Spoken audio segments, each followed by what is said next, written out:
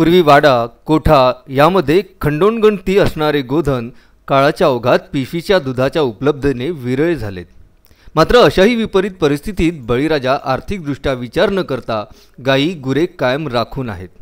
त्यांची ओवाळणी आजपासून गुराखी दिन दिन दिवाळी गायी म्हशी ओवाळी गाय कोणाची लक्ष्मणाची सोन्याच्या काठी खलखल हालो घरचा धनी राज करो असे म्हणत गोपालकांचे ऐश्वर्य वृद्धिंगत हो ही प्रार्थना करत आरोळी द्यायचा।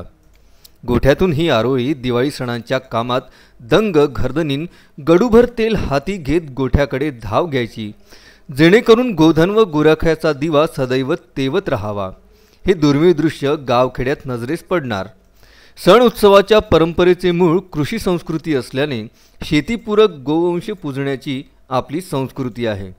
कराष्टमी ते गोवर्धन पूजनपर्यंत गुरे जंगलातून चरून आल्यानंतर गुराखी झेंडईत दीप ठेवून पूजण्याची परंपरा कायम आहे। गुराखी गुरे चारत असताना वेळ मिळताच नदीकाठी उगवलेल्या लय वनस्पतीपासून आकर्षक नागफणा असलेली दीप ठेवण्यासाठी झेंडई तयार करतो। त्याच झेंडईने गायी गुरांना ओवाळणार व गोपालकांचे सुयश चिंतणार आहे। मारुती पाटणकर, विदर्भ न्यूज, चूरणे।